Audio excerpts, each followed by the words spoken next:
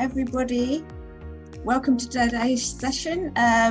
We are doing Ancestors Protect Me Part 2, and we have some wonderful speakers lined up. My name's Sophie Gresswell. I haven't introduced myself yet. Hello, guys. I'm an artist, but today I'm just going to be facilitating, so I'm just going to introduce the project and then I'll slip away and let everybody else speak, and then I'll pop back up again for the Q&A at the end. So, what is Ancestors Protect Me? So, early in 2020, I had the thought, if I could find the masks of my ancestors, perhaps they would protect me. And this was a raw response to lots of things going on, obviously being stuck and isolated with our own thoughts within lockdown and with COVID-19 and the effects this was having on our communities. That there were also a tragic response to the tragic death of George Floyd and the subsequent focus on the Black Lives Matter movement, which also collided with me becoming aware of some historical secrets in my own background and a large unmarked burial site of liberated Africans from the transatlantic slave trade on the island that my grandfather was brought up on St Helena, which is a British overseas territory, which made me question my own heritage and history. So from that, I was able to get support from Revolution Arts and Arts Council England to turn this into a larger project called Ancestors Protect Me. And that will delve into the impact of events in 2020 and the impacts they've had on people locally, nationally, and globally. And that's what these talks are about, really. They're asking peers and artists and the public their responses to the events that have gone on this year. And from these discussions, then I'll be turning them into an animated anthology of 2020, which hopefully will go up in public spaces in Luton in early 2021. So look out for that. As I said, today is talk 2 of 3 talks. Tomorrow at the same time, 7:30 p.m, I'll be sharing some work in progress about my discoveries on St Helena and what that means for me personally. And then I will be introducing guest activist Peggy King-Yorde, who is has been at the forefront of the African Burial Ground National Monument in New York City. And she's also a strong campaigner for St Helena and the burial ground to be preserved there. And also joining me will be filmmakers Joseph Corran and Dominic Devere, who have been making a documentary film about the discovery on St Helena and what that means for us. But tonight, I'm joined by some amazing women. I'm joined by the artist and art psychotherapist Miriam Grillo, and writer, performer, singer, theatre maker, amazing women, Afia Campbell. So I'm very excited to see the conversations that come here, but I'll introduce my host and she can properly introduce the artists tonight. So our host tonight is the award-winning community broadcaster, radio producer, theatre maker, and activist, and she is based locally, so you might all know her. It's Shamiza Rashid. Hello, Shamiza. I'm going to slip off now, but I'll be back for the Q&A a bit later.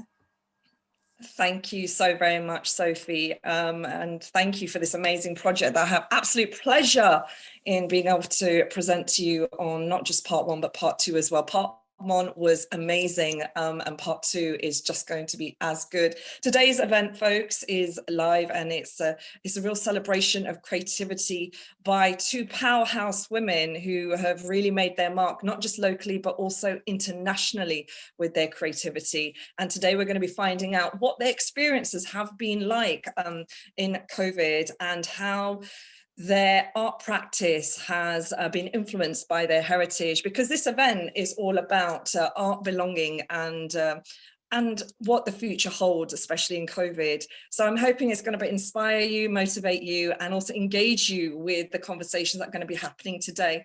Now, as promised, there's going to be a Q&A at the end of this session. So please do, if you've got any questions, and we look forward to having you present them to us, which will be answered by our will be presented by our wonderful Sophie. Today's event isn't just an introduction to the wonderful women that are joining us today. They are absolute powerhouse trailblazers, but they're also going to be sharing some of their work as well. So we'll be showing some trailers of their work and also having some conversations with them too. So without further ado, I think I need to introduce our first special guest, and oh my goodness, believe me, I've been absolutely blown away by her biog, and you will be too. We are so delighted to have on the panel this evening the very tremendous, super talented Afia Campbell. Now, Afia is originally from United States and graduated from Florida International University with a BFA in theatre performance. In 2013, she wrote her critically acclaimed piece, Black is the Colour of My Voice, and opened in Shanghai to rave reviews before performing at the Edinburgh Festival Fringe in 2014, where it sold out and has been touring the UK, selling out in prestigious houses such as St James Theatre, Wilton's Music Hall and Oxford Playhouse. In 2017, her new show with Meredith Yarborough, Woke, was presented as part of the Made in Scotland showcase, which won a Scotsman Fringe First, a highly commended award from Amnesty International. In 2018, she continued to tour Woke and was featured in The Guardian's 50 shows to see at the Fringe and Woke's 5 shows, not to miss in 2018 Fringe. In 2018, she also became a member of the BBC Writers' Room. In 2019, she made her first West End debut with Black is the Colour of My Voice, which had rave reviews and a sold-out run. She also had a London premiere of Woke at the prestigious Battersea Arts Centre. In 2019, she appeared in BBC The Novels That Shaped the World for the Handmaid's Tale segment. Wow. She also appears in an episode of Urban Myths, Orson Welles, later this year. In 2019, she received her first commission from the BBC for a children's story called Zachary the Zebroid, which aired in February 2020. She also wrote for Birdie's Dilemma for Scenes for Survival, which premiered on BBC in collaboration with NTS Scotland. This is the wonderful Afia Campbell that we have joining us with us today. I mean, I'm totally woke. I'm totally woke with those credentials. She's not just a writer, performer, theatre maker. She's also a singer as well. And can I just add, she's also a mum to a toddler. How do you do this all, Afia? Thank you so very much for gracing us with your presence on this wonderful panel discussion. I want to, so firstly, how are you, Afia? I'm good. I didn't realize you're gonna do so much of my bio. I'm like, ooh, like here we go back. It's an honor, Afia, because today is a celebration of the wonderful artistry of women and women of color, and it's also to celebrate the future too. And so it's an absolute honor to have you join us today. We need to kind of like take a little bit of a step back and just ask you, Afia, could you just give us a little bit of your background and your heritage? I'm originally from the States. I grew up in Florida, in Sarasota, Florida, and yeah, that's where my family and my parents' family all are from there as well. But I've been living here in the UK for about 5 years. I moved here in 2015, and prior to that, I was living in Shanghai for six years before I got here. So a journey around the world to get here. And now you're focusing on Luton in this conversation today. So you've been everywhere and now you've come to Luton, yes. Brilliant, via Zoom. Afia, we're going to be talking to you a little bit more, and we're also going to be sharing a clip from your show Woke in a moment. But before then, I want to introduce our other powerhouse woman on today's panel, and she's actually a little bit closer to home. It's all the way from Luton. We're talking about somebody that I think a lot of you are quite familiar with if you are tuning in and watching us in Luton. She is no other than the very delightful Miriam Grillo. Now, Miriam Grillo is an accredited art art psychotherapist, an artist working in the community with a special focus on offering trauma-informed support to vulnerable women. Mariam is also a visiting lecturer on the MA Art Therapy Programme at Hertfordshire University. She's an engagement producer for Future Fossil and a creator of Sitting with Discomfort, a series of online talks exploring race, racism, and racialized experience. Recently, Mariam has edited a published poetry book called Emergence, which focused on the untold stories and journeys of women that faced trauma, and which was part of the 16 days of the UN's 16 days of activism, highlighting and putting a light on domestic violence and gender-based violence. It's an absolute pleasure to have Mariam join us on the panel this evening too. Good evening, Mariam. Good evening, Shamiza. I'm in awe of my panelists, Sophie, yourself, and Afia. It's a pleasure to be here and an honor to be on the same platform as the three of you. So thank you. Thank you so very much, Mariam. I just want to ask you, Mariam, as I've asked Afia, could you just tell us what your heritage is? So I was born in Southeast London. My parents are from West Africa, Nigeria, and our tribe is Yoruba. Oh, I love the fact that you've mentioned your tribe as well. That's super awesome. Today is about looking at art, belonging, and the future. And we're focusing on the topic of history, heritage, and belonging, because this is what this project is all about. It's Ancestors Protect Me. So the first question I want to ask Afia, and which then I will ask to Mariam as well. Do you think your heritage and your experiences influence the work that you create, Afia? I think so. I think when I started with Black is the Color of My Voice, which is inspired by Nina Simone's life, I was quite drawn to that story because like we have similar backgrounds in like kind of having a church upbringing and parents who, you know, wanted us to kind of follow in those paths as well. And I was just like intrigued by Nina Simone's story. So I guess, yeah, I look for similarities in my life that I can connect to when I'm looking at telling a story. So definitely. I wanted to ask Mariam the same question. Mariam, does your heritage impact the work that you do? Yes, I mean, I would say it does, because how can it not? Because I think you relate to the world around you based on how you see it and how you experience it, which goes back to deeply who you are. But I think as a person of color who's often felt that they lived on the periphery of, you know, society, or at least was pushed to the periphery, therefore my work with either hidden groups or disengaged people speaks to that as well. Mm-hmm.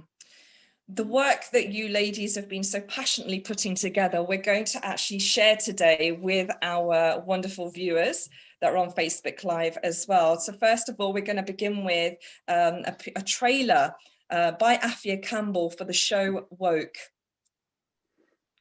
which will be coming up on the screen.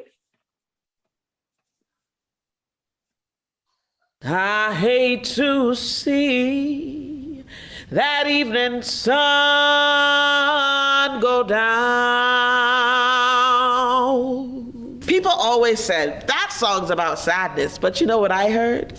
I'm gonna pack my trunk and make my getaway.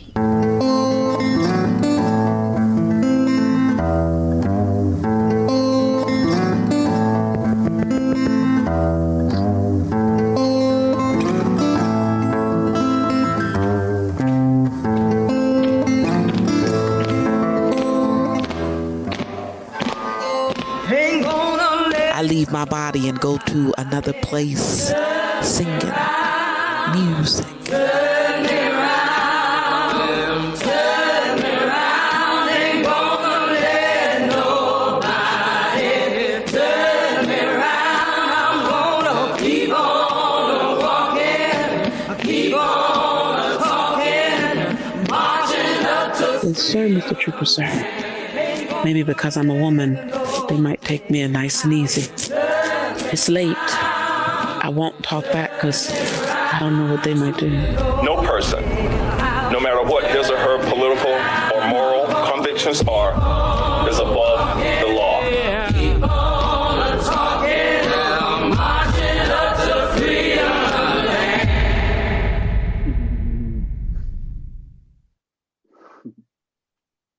That was a trailer by the production Woke by the amazing Afia Campbell. I want to see more. I so want to see more of that. We're going to be talking a little bit more about what that is and what Woke was about. But first, we're going to go over to a piece that that is featuring the work by Miriam Grillo as well. And this is a clip from the Butterfly Project.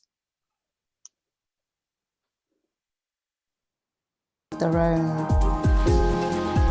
Art therapy is a place for me to come and be in a safe place, firstly, but also be able to express myself, express the way I'm feeling through art making. It's a really useful tool in helping people to recover from anything traumatic. It's unleashing those barriers, those fears, those cloaks that I hide under. We are artistic beings, and to share that individually is beautiful, but to share it collectively is very powerful.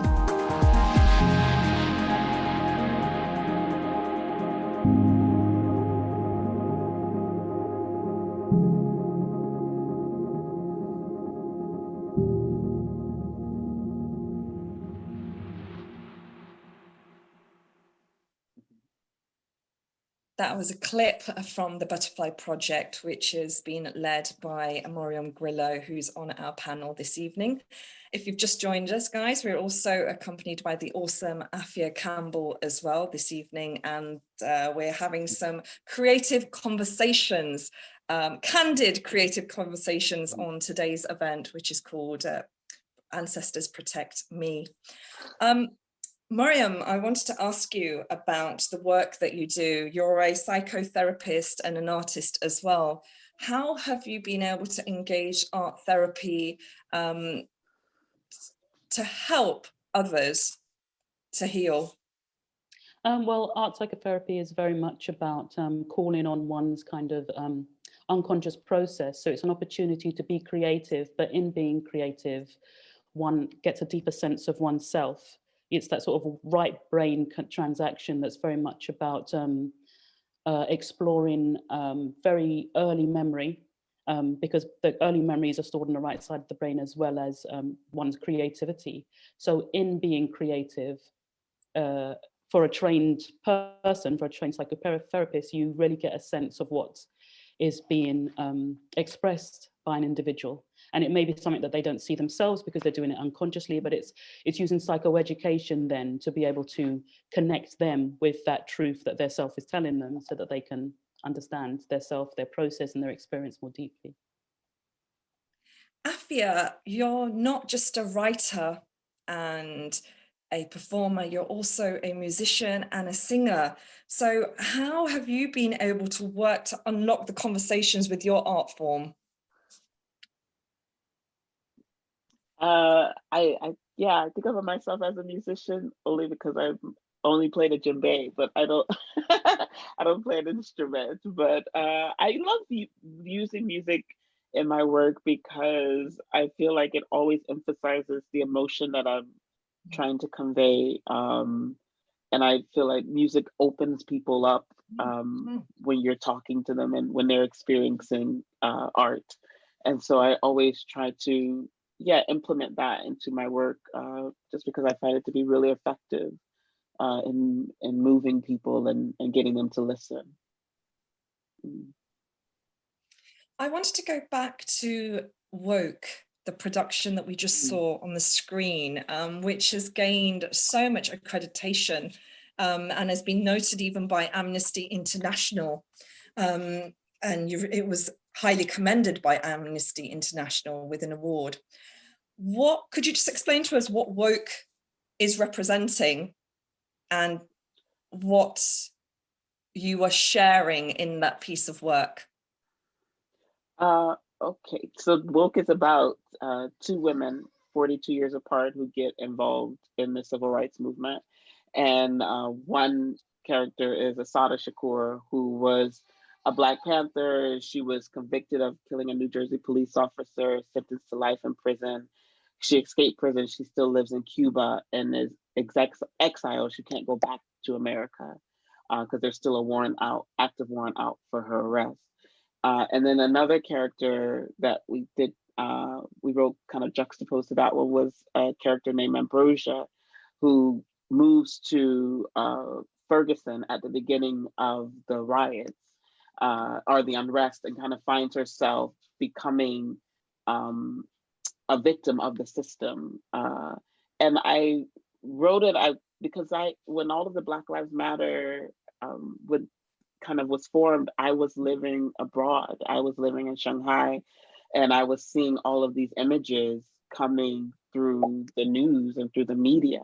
And because I had been out of the country at that point about 4 years, I was just like, what is this? Like, what is Black Lives Matter? And like, is America this bad? Like, that we need to have tanks coming down the streets? Like, and I was really inspired by this documentary, 13th, that came out, kind of talking about the ticketing system and this unrest that led to this ticketing system that led to the unrest in Ferguson, and how people were becoming victims of that, and so I wanted to write something in response to that, and to also kind of help people understand, like with Black Lives Matter, when you see people on the screen going and protesting, and you see all this unrest, that there's a root to that, and there's it started somewhere. It didn't just start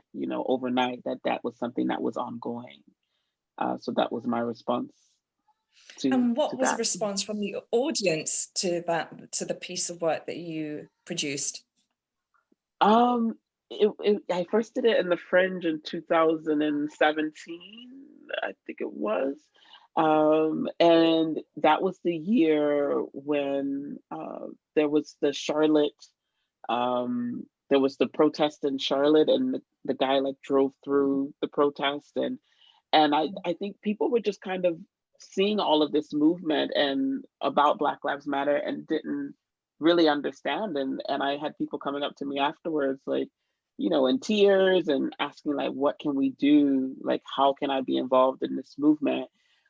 Which was what the response that I was going for, is like, hoping to just inspire people to want to, educate themselves and also be involved in the movement in ways that they can. Do you think in 2020, if you were to showcase Woke again, you'd get a different response and reaction from the audiences because of the Black Lives Matter protests, which has become more globally recognized with the recent death of George Floyd? I think that people still connect with it, because it was a question I asked myself at the beginning of the year before George Floyd, was like, is this work still relevant? And then obviously with George Floyd, like all of that happening, I see it is still very much relevant. And I think with Woke, there is still, because it compares the past with the present, people still can see that we haven't come that far. And I think that it's a work that people still can connect to, for sure. Mariam, you've recently been doing a series of talks. Apart from your work with the Butterfly Project, which is around art therapy, you're also delving into creating safe spaces for conversations, for example, sitting with discomfort. Tell us what that is, and has that been inspired by the Black Lives Matters movement? Yes, I mean, totally inspired by the Black Lives movement. And I just want to say George Floyd and say nothing, because that name itself is now carved in history. So much has changed since the murder of George Floyd, tragic, as it was. And I think, if I'm honest, it was the rage that I felt at that injustice, the feelings that emerged from not witnessing, because I didn't watch the video, but I heard and I saw snippets, and I just felt so affected by it that I needed to do something. I needed to do something because it felt that it opened wounds from my own youth, from my own experience as a Black person living in the UK, that I had kind of disassociated from, that I had decided it was too painful to look at. But then came George Floyd, when we were all paused and there were, you know, we couldn't help but see it. And so I needed to be active for myself and for my children. So then came Sitting with Discomfort, because it was like, let's have conversations, let's talk about this. Because what seemed to happen in social media after this murder was that people were speaking about racism like it was something new. That this, you know, how could something like this happen? You know, like it had happened for the first time. But those of us that had kind of experienced it all of our lives, I mean, I'm 51, so we're talking about half a century. We knew it wasn't new, and it was here we go around the mulberry bush again. You know, this kind of revisiting of a very painful truth. So in producing Sitting with Discomfort, it was very much about having candid experiences. So creating safe space for people that had experienced racism, but also creating a safe space of exchange and understanding for people that were just coming to terms with the idea of racism and potentially their complicity in that. Are there enough safe spaces, Mariam, for conversations like this to be had? Enough. I can't answer that question because that's, you know, kind of a piece. How long is a piece of string, in a sense? But I think it's a responsibility of all of us. Spaces where we can speak candidly about these things, because in my experience, race or racism has always been the elephant in the room. It's always been something that's there and exists, but we don't talk about. So there are those that know, that live the experience of the microaggressions every single day, and there are those that don't recognize that they're necessarily perpetrating those microaggressions. So why not, if we are on the same page and not moving towards anti-racism, why not have those conversations and begin to speak quite candidly about it, but also give space and opportunity for people that are just coming to understand what it is and what that experience is, to be able to do that in safety. How do you feel the theatre world or the arts world has responded to the inequalities that we, as people of colour or Black people, have faced in these particular industries? Is enough being done? Can you see a change occurring, or is it just lip service? Is that for me, Shamiza? Yes, please. Yeah. Okay. I've been involved with an organisation called Ink Arts over the last 3-4 months. So they're a dance and theatre organisation looking for inclusivity in the arts. And what they've been doing over November is looking at the inequalities and testimonies from people of colour within the arts about their experiences. And the experiences are harrowing and sad. What they did proactively was get theatre makers, senior management within theatres to come together and to hear those testimonies, to recognise the depth of the inequality. So I think that things are changing, but it's still in process.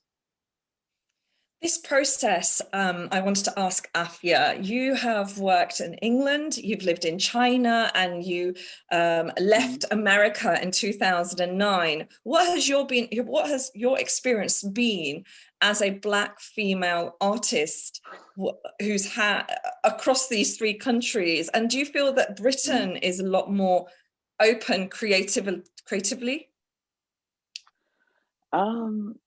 Yeah, I mean, I've definitely had more progress in the UK than I did, but I was also a different artist. I think when I lived in America, I was like kind of fresh out of like university, and then and that was like 11 years ago. So I have to try and reflect back to what my time was in America. But when I lived in China, it was a very different experience, because obviously, like, I experienced racism, but I didn't take it to heart as much because I knew it was from a place of ignorance, really.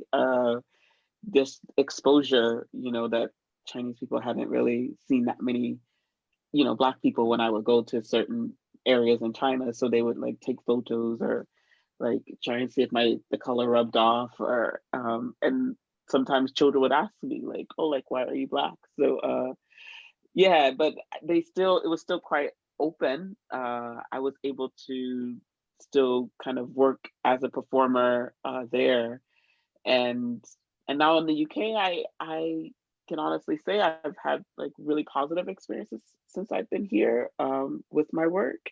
And I know that I came at kind of an advantageous point because I was able to kind of put my work in the fringe on a kind of a big scale coming from Shanghai. And that put me in a place where I had quite a lot of exposure coming into the UK. So I've been able to kind of capitalize on that and promote myself more. And it's always been really welcoming to me since I've been here. Oh, wonderful. Afi, I wanted to ask you about the art of storytelling and having the power to share your stories. What is that process like? And what stories do you want to see more and share more of? Like I say, I always look for things that I can connect with, obviously, that I feel, I mean, with woke, it was just kind of this question about like, what is Black Lives Matter, and just wanting people to understand this movement, because I remember seeing that it was being criminalized, and like the Black Panthers were, in the 60s and 70s. And when I saw those similarities, I was just like, this is what I can do to contribute to the conversation, to contribute to the movement, because I'm not in America, and I'm not out there protesting, but that in a way was my protest. And I guess I just look at things that are happening and respond to that. So in terms of like story, it kind of, things become a little bit random. It's just what response, if something catches my attention, and I want to respond to that, then that's kind of how I get inspired to look for new stories. Apart from storytelling as empowering voices, do you think it also enables communities to heal? Absolutely. Definitely. I think, like I said, that documentary 13th by Ava DuVernay was just really eye-opening for me to kind of have lived, grow up in America and not realize that, racism wasn't like the fabric of our society, within our system, and how you can easily fall prey to that system. And yeah, and I think that was really eye-opening for a lot of people. I had friends of mine who didn't understand, Americans who weren't Black, and was like, I didn't realize this is what was happening. And I think that opens up conversations with, people on opposite sides of opinions to talk about these things and to move forward and grow. Definitely with my friends who, didn't grow up with in the same environments. They came, from more privileged environments, and we had conversations about that. And so it definitely is cause for healing and moving forward, I think. Thank you. And Mariam, I wanted to ask you about the art of storytelling. Do you use that in the work that you do with the Butterfly Project? Yes, and I think that the storytelling that happens is very experience. So, within the sort of psychodynamic process, it's very much about looking at early childhood experience and how that links into, current experience. But when we work with people individually, we want to encourage them to have agency, to begin to retell their stories. I think if we look at counselling or psychotherapy in general, there is a kind of emphasis on the problem. Each individual comes to seek support because they have a problem.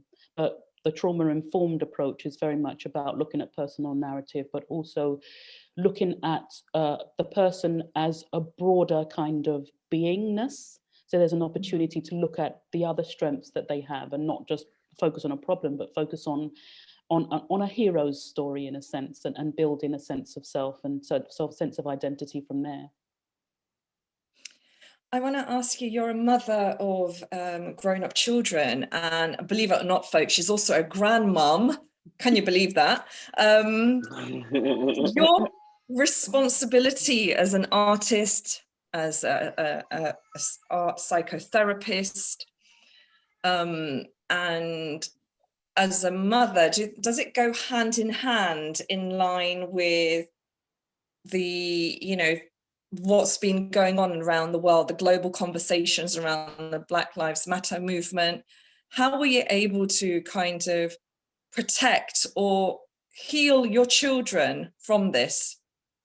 Again, we're sitting with discomfort. The idea of kind of creating these spaces was to do a little bit towards change, but a change that I really wanted for my children. They're all sort of like 16, 19, 22 and 26 now. So they're all young people going into the world, you know, on their own cause. But it was very much about not wanting them to experience what I had experienced. So what can one do?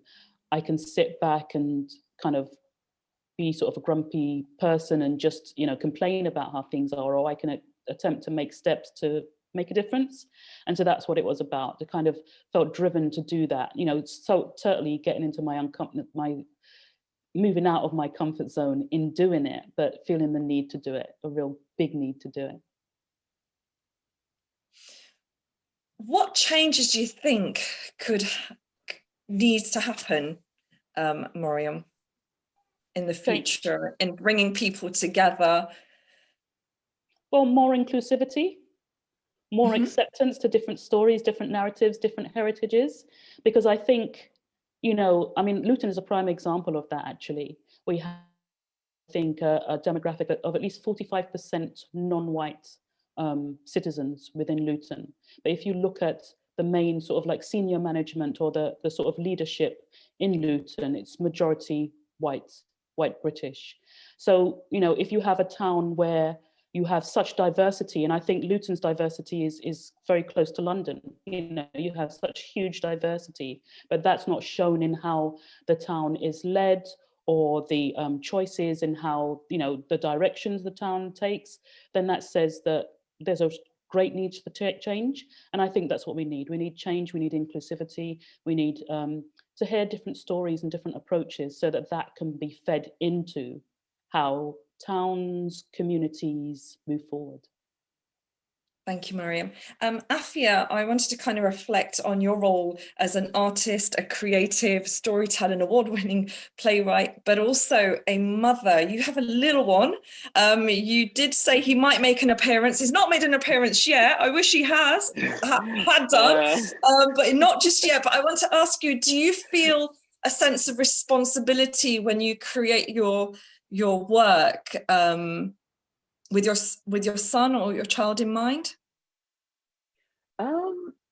Well, yeah, I guess I'm hoping to try and make a better world for him. So, so definitely, that's why I do get a lot of inspiration. Like I watch the news, I read a lot about like what's happening now, and I respond to that, and it hopes to open up conversation and ultimately, like hopefully help us understand each other better. So I'm hoping that's what I'm doing for him. And I don't know if you can hear him. He has been having a chorus over there of cries. So I keep muting it so you don't hear him screaming, but. Oh, bless. I wanted to ask you about your writing process and the link between kind of personal experience and the world around you. We've talked about that and we've seen your work, but I just wanted to say, is there anything else that you want to explore? Yeah.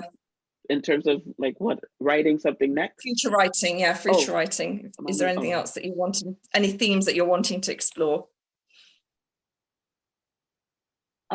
I'm really interested in cancel culture at the moment, and kind of what that is going to do to us, like moving forward, like how that affects us in terms of like free speech, and us being a bit less tolerant of people, and I guess being judged um, by a mass of people instead of, and not giving people a second chance, I suppose. So that's like kind of where I am, like thinking about with cancel culture, like is it necessary? Is it something that is good? So that's one subject I'm quite interested in at the moment.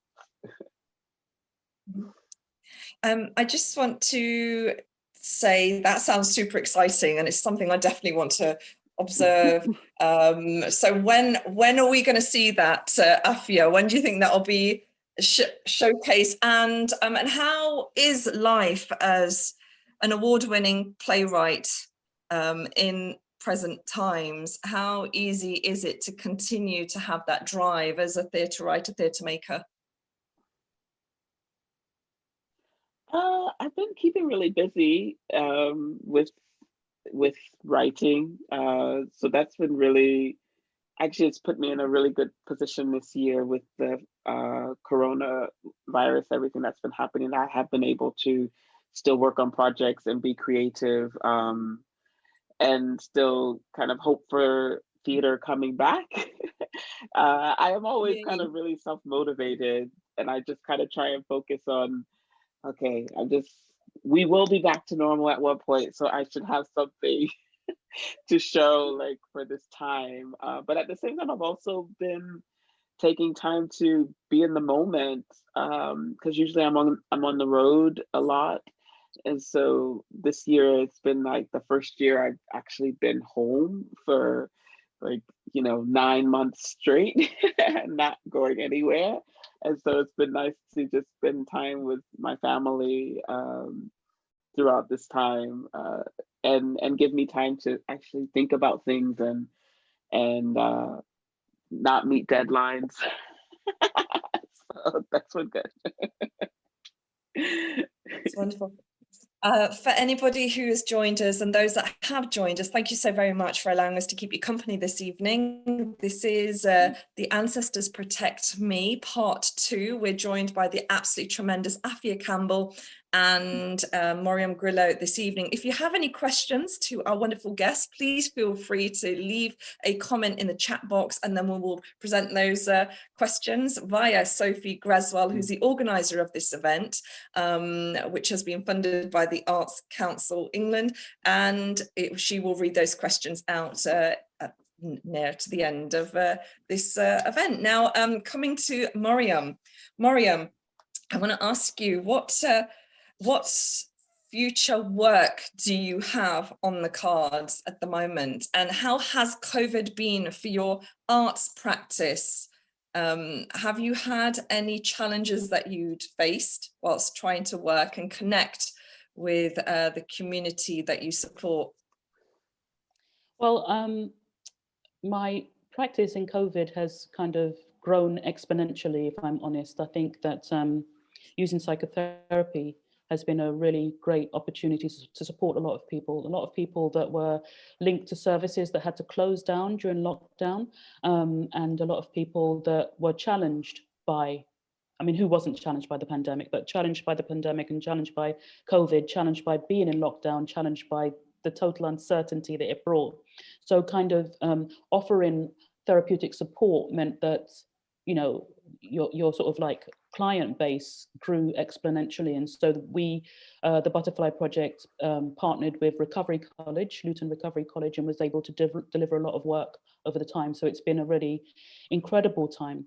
As far as the sort of creative practice is concerned, last year we did a series of performances at the Hat Factory in Luton, and that was the plan this November to go back and to return to that with a developed piece of work.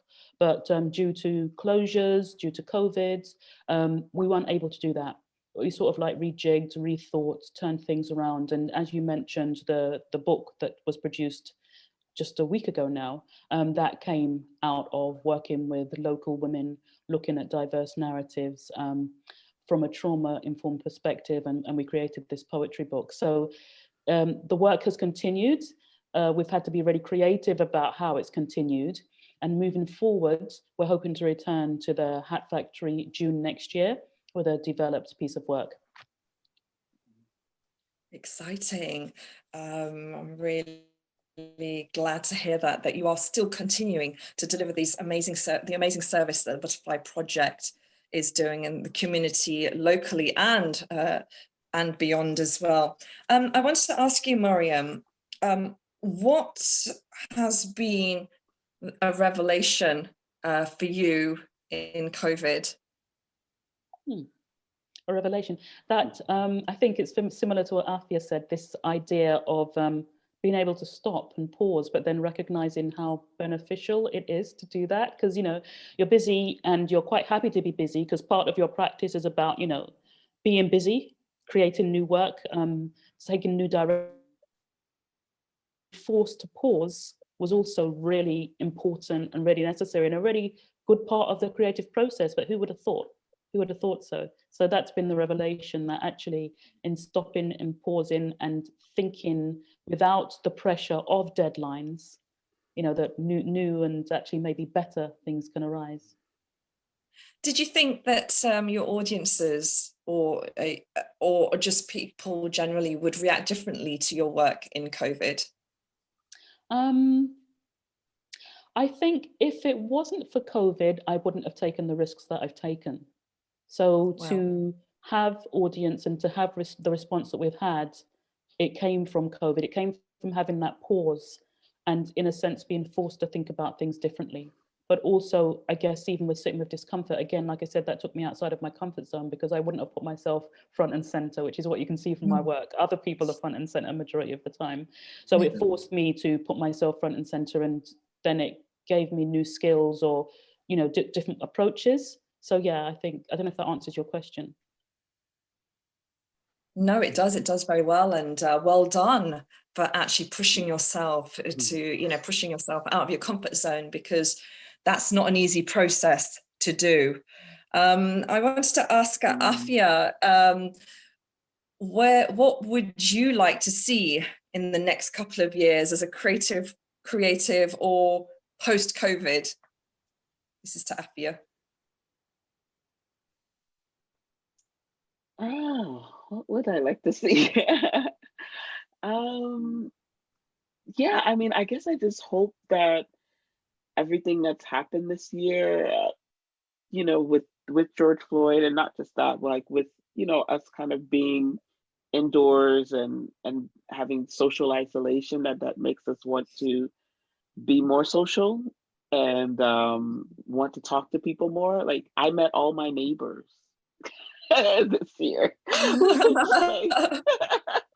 I'm like, I've been living here like 2.5 years, and like yeah, I've met my neighbors, and that wouldn't have happened like if it weren't for COVID. And it's just, I feel like, you know, we all kind of are stuck inside, or we're watching television, or we're on our phones. And I think because we got sick of that, we want it to be more social, and I hope that continues after this. And I hope that, you know, with the changes that have kind of occurred and people having to see the things like, you know, the George Floyd and Black Lives Matter, and, you know, not being able to just ignore it and turn it off because they had nowhere to go, I hope that creates empathy for people, and opens up conversations that we can have going forward. So I'm hoping for more empathy and social interaction.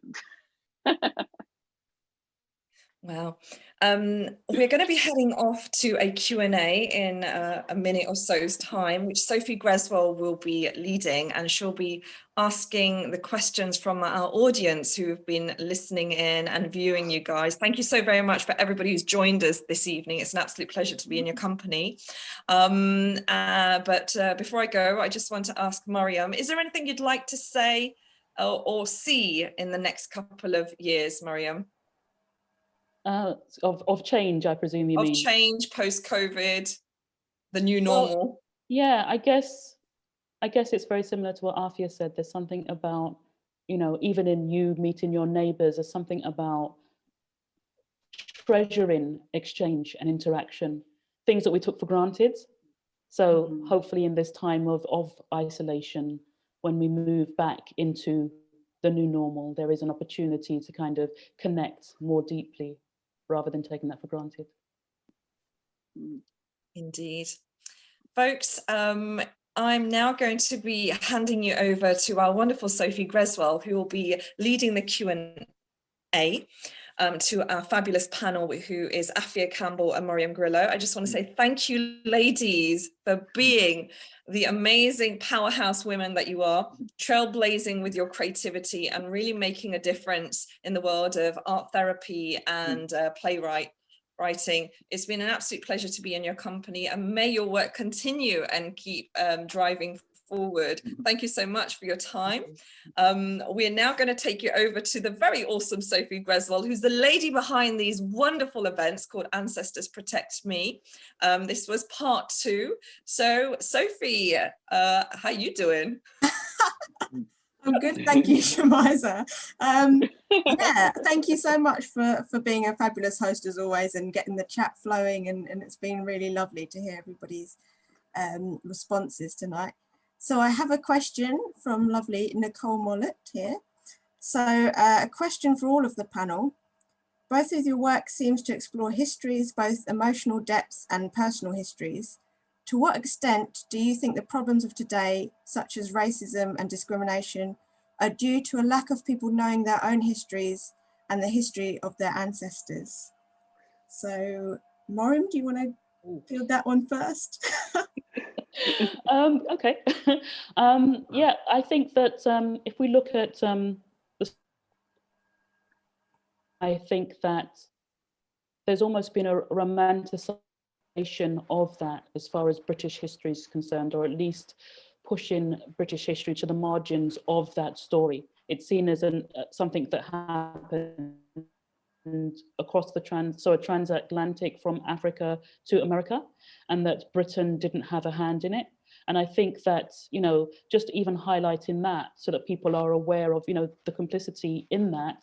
And so therefore, even within the curriculum, to look at histories more broadly, you know, as a Black person, a person of African heritage, to have your history condensed down to, you know, the trans. So yes, if histories were explored more broadly, I think people would see things differently. Afia, what are your thoughts? Oh, what are my thoughts? I guess when I think about like history and in terms of how it's taught in America, you know, it's history is written by the winners, right? So there's parts of history like in terms of slavery that aren't even really explored. And there was this amazing series of essays that came out last year called the 1619 Project that just kind of explored like Black people in America in history. And one thing that really struck, like one essay that I really loved was about names and how, you know, the origin of why Black people like kind of make up these names like LaShonda or Laquan or like these names that you see a lot of Black people with. And it's because of the fact that, you know, we weren't allowed to pick our own names, and our names were stripped of us. And as a result, like when we're able to name our children, like that's us taking back our own like heritage. And I think, yeah, like not knowing like that piece of history can definitely affect, you know, like people in terms of discrimination and racism, you know, and that's just kind of one tidbit of not being aware of that. So yeah, I think that can contribute to it greatly. Thank you, Afia and Mariam. So let me just check the chat. If anyone else wants to leave a question in the chat, feel free to do so now, or you can use the reaction button to raise a hand and just ask it yourself and unmute yourself. As we don't have any at the moment, I have a question for you ladies. So it sort of stems from the conversation we were having in the last talk about how entwined sort of personal works and works about storytelling and how inherently they're entwined with political issues and why that is. And I wanted to ask you in particular with regards to your work, whether you feel like that it should be your responsibility to be unpicking those political issues because you've experienced them personally, or whether you think it also depends on sort of wider, I guess, organisations and things also taking on those conversations. I mean, how much do you think it should be your responsibility to be having those as artists?